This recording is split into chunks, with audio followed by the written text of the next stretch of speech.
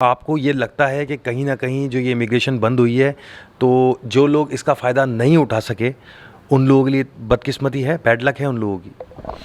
यकीनन है जी। और क्योंकि इससे अच्छा प्रोग्राम तो यूरोप में तो कोई नहीं है। अच्छा, प्रेडिक्शन हमारी थी कि फ़रवरी, मार्च में किसी वक़्त भी बंद हो जाएगी, जी। लेकिन वो हुई जून में। जो नहीं। तो हमने कहा था कि आने वाले महीनों में किसी भी वक्त बंद हो जाएगी। तो मेरे दोस्तों, अब मैं बात करने लगा हूँ कि जो इमिग्रेशन बंद हुई है, ये कितने महीनों के लिए बंद हुई है? क्या आने वाले टाइम पे ये खुलेगी? मेरे ख्याल में तो इसका स्कोप नहीं है।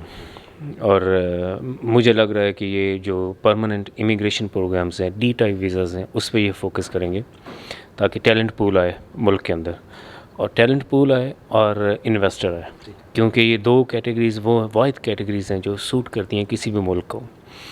और जो 5 लाख सिस्टम था, जो प्रोग्राम था एक्सप्रेशन ऑफ इंटरेस्ट, मुझे नहीं लग रहा कि ये ओपन हो दोबारा, अगर कम से कम 2-3 साल तो नहीं। तो अब डी कैटेगरी के तमाम वीज़े चल रहे हैं, ऑन है, जॉब सीकर वीज़ा ऑन है, उस हवाले से प्लीज़। डी टाइप सारे वीज़ाज़ बिल्कुल चल रहे हैं और मिल भी रहे हैं, अपॉइंटमेंट्स भी मिल रही हैं, पाकिस्तान से भी मिल रही हैं, इंडिया से भी मिल रही हैं।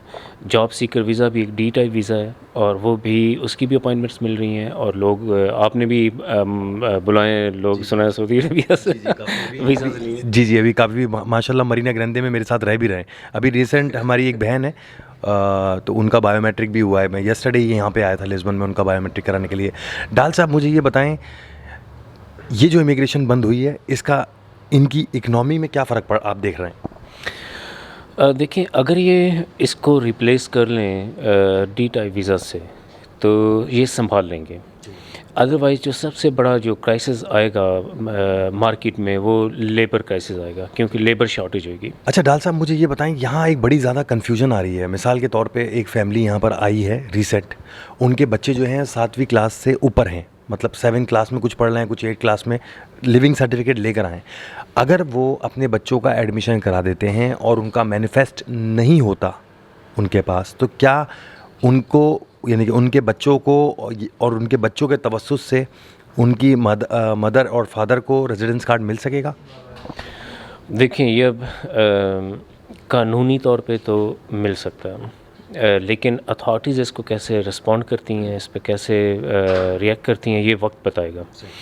जो वैसे स्टूडेंट वीज़ा ट्रैक है वो ओपन है, उस पे अपॉइंटमेंट्स भी मिली हैं लोगों ने, जहाँ के जो खुद आके एडमिशन्स लिए हैं। ये इसी वीक की डेवलपमेंट्स हैं कि उनको अपॉइंटमेंट्स भी मिली हैं, एडमिशन्स भी हो रहे हैं, एडमिशन के लेटर्स भी यूनिवर्सिटीज़ ने और प्राइवेट इंस्टीट्यूट्स ने इशू किए हैं।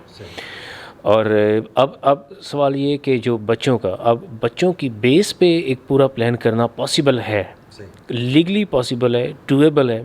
मेरी मुतअद्दिद जो लीडिंग एक्सपर्ट्स हैं पुर्तगाल में, जो लॉयर्स हैं, उनके साथ भी ये डिस्कशंस हुई हैं, उनका भी यही व्यू है कि लीगली तो पॉसिबल है, लेकिन आइमा उस पर अब क्या करता है ये वक्त बताएगा। बज़ाहिर लगता है कि अगर ऐसे लोग जिन्होंने ये वाला इनिशिएटिव लिया था और बच्चों के ज़रिए उन्हें अदालतों के ज़रिए रिलीफ मिलेंगे और मिल जाएंगे, अदालतों के ज़रिए मिल जाएंगे। डाल साहब, मैंने अपने चैनल पे कुछ लोगों के इंटरव्यूज़ लिए हैं और कुछ ऐसी फैमिलीज़ थी जिनके हस्बैंड बाहर हैं और उनकी वाइफ्स यहाँ हैं।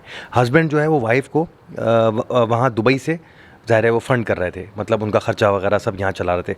सवाल मेरा ये है कि जब वो अपने बच्चे को बायोमेट्रिक के लिए लेकर गई हैं, तो आयमा ने उनसे ये सवाल किया, यानी कि उस बच्चे की मदर से, कि आप बताओ आपका ज़रिया माश क्या है? तो उन्होंने उनसे पूछा कि आपके पास मैनिफेस्ट है? तो उनकी वालदा ने जवाब दिया नहीं है। बोला आपकी एक्टिविटी ऑन है, कोई आपके पास जॉब कॉन्ट्रैक्ट है? तो उन्होंने बोला नहीं है।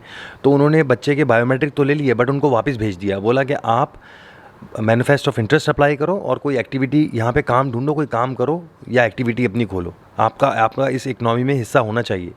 फिर वो वापस आई, उन्होंने बैंक अकाउंट खुलवाया, फिर यहाँ पे उन्होंने एक्टिविटी खुलवाई, ग्रीन स्लिपें बनवाई, उसके बाद मैनिफेस्ट ज़ाहिर है उन्होंने अप्लाई किया। तो मेरा कहने का मतलब ये है कि अब तो मैनिफेस्ट अप्लाई हो ही नहीं रहा। तो जब उस टाइम पे, यानी कि 4 महीने पहले, आयमा ने उनसे बच्चों से सवाल किया कि अपने पेरेंट्स को बोलो कि वो मैनिफेस्ट अप्लाई करें, अब तो हो ही नहीं सकता, तो फिर बायोमेट्रिक कैसे होंगे? नहीं, वो मैनिफेस्ट तो ख़त्म हो गया ना, चैप्टर ही क्लोज हो गया। अभी ये होगा कि बच्चे पहले लेंगे रेजिडेंस कार्ड, सही, उसके बाद ये as a guardian's residence card apply करेंगे। प्रीवेल करेगा कि कानून क्या कहता है।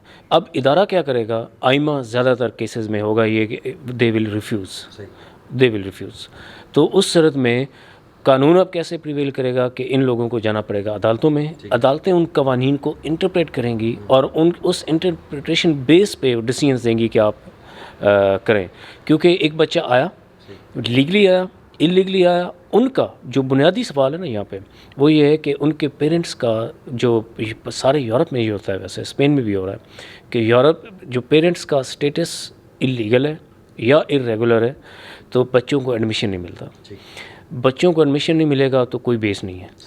अच्छा, अब अगर एडमिशन मिल गया उसके बाद as a student they have right to get residence permit to continue their studies. अब जब राइट एस्टेब्लिश हो गया तो अब उनके जो गार्डियंस हैं, बीइंग अ माइनर, गार्डियंस को कानूनी तौर पे ये भेज नहीं सकते कि आप निकल जाएं तो ये बच्चा पीछे लावारिस हो जाए। तो सिस्टम के अंदर गुंजाइशें हैं, लेकिन अब इस सिस्टम से बेनिफिट कैसे लेना है, ये सिस्टम रिस्पॉन्ड कैसे करता है इमिग्रेंट्स को, उसके बाद चैलेंजेस क्या आएंगे, ये अगले 1-2 महीनों के अंदर सारी सिचुएशन एक डेवलप होना शुरू हो जाएगी। तो उसके बाद अल्टीमेटली जो हम देख रहे हैं कि चूँकि जो पुर्तगीज़ ब्यूरोक्रेसी है और जो पुर्तगीज़ इंस्टीट्यूशंस हैं, ख़ास तौर पे जो आइमा है, उनका जो कंडक्ट रहा है और जो उनका रवैया रहा है इमिग्रेंट्स के साथ पिछले दौर में, वो इतना इनकरेजिंग नहीं है। तो हमें ये नज़र आ रहा है कि अल्टीमेटली ये थ्रू कोर्ट्स ऑफ लॉ ही होगा। डाल साहब, मुझे ये बताइएगा कि ये कितनी बड़ी अपॉर्चुनिटी लोगों के लिए ख़त्म हो गई, ये जो इमिग्रेशन यहाँ बंद हुई है, क्योंकि बकौल आपके ही कि पूरे यूरोप में कोई भी ऐसा शेंजन स्टेट नहीं था जो कहता था इतनी आसानी से टूरिस्ट वीज़े पे यहाँ आ जाओ और आके हमसे पेपर ले लो। बिलाशुबा जी सबसे फ्लेक्सिबल पॉलिसी इसकी थी। फैमिली रियूनियन में पुर्तगाल का रैंकिंग थी number 1। EIOI program was the finest program. इतनी जल्दी रेजिडेंस परमिट कोई नहीं देता टूरिस्ट वीज़ा पे, और यहाँ पे जो कोई तंग परेशान भी नहीं करता था। अच्छा डाल साहब, ये वजह क्या थी लोगों की इतनी बड़ी तादाद में पुर्तगाल आना? और चूँकि यहाँ पे नौकरियों के भी मामलात ख़राब थे, लोग जो हैं वो खेतों की तरफ भी गए, ठीक है, और छोटी छोटी बड़े बड़े पढ़े लिखे लड़कों ने यहाँ छोटी छोटी नौकरियाँ की और अब वो भी उनके लिए तंग हो गई। क्या वजह थी लोगों की इतनी पुर्तगाल भागम दौड़ी के पीछे, क्या सोचते हैं आप? सबसे बड़ी वजह कि कानूनी स्टे मिलता था। दूसरा बड़ा जो स्ट्रेंथ थी वो ये थी कि बहुत जल्द रेजिडेंस कार्ड 2 सालों के अंदर मिल जाता था। तीसरी बड़ी स्ट्रेंथ थी जो पुर्तगाल का पासपोर्ट का जो कानून, आप 2024 के शुरू में जो नया कानून बना उसने भी बड़ा कंट्रीब्यूट किया कि आप जिस दिन आपकी फ़ाइल लॉक होएगी उससे अगले 5 सालों के अंदर आप 5 साल बाद एलिजिबल हो जाते हैं। तो आमतौर पे 5 से 6.5 साल के अंदर पासपोर्ट मिल जाता था। स्पेन जैसा मुल्क भी स्टैंडर्ड टाइम वहाँ पे 9 साल है। तो ज़्यादातर लोगों ने जो स्पेन के अंदर कार्ड्स लिए हुए, पासपोर्ट्स लिए हुए हैं, वो 10 से 11 सालों में लिए हुए, क्योंकि लोगों की डायरेक्शन नहीं होती, यहाँ पे रहनुमाई नहीं होती, वो बहुत सा वक्त ज़ाया कर देते हैं और ये वो। तो ये वो स्ट्रेंथ थी। हालांकि यहाँ पे नौकरियों के मौके नहीं थे और फिर यहाँ पे ये सख्ती नहीं थी। कारोबार करना बड़ा आसान था, एज सेल्फ एम्प्लॉयड एक्टिविटी करना बड़ा आसान था, माहौल यहाँ का बड़ा ज़बरदस्त है, मौसम बड़ा अच्छा है। तो ये कंट्रीब्यूटिंग फैक्टर्स थे जिन्होंने अट्रैक्ट किया बहुत बड़ी तादाद को जो इमिग्रेंट्स की थी। दूसरा, पाकिस्तान के हवाले से जो आजकल लोग बहुत ज़्यादा परेशान हैं और निकलना चाहते हैं, उनके प्रोफाइल लो हैं, उनको कुछ सजेशन देंगे आप किस तरीके से कहाँ जा सकते हैं इमिग्रेशन के लिए? देखिए, मुतअद्दिद रास्ते हैं। यूरोप के अंदर ज़ाहिर है अगर उनको टूरिस्ट वीज़ा मिलता है तो स्पेन चले जाएं, अगर वो स्टूडेंट में कंटिन्यू करना चाहते हैं तो पुर्तगाल आ जाएं।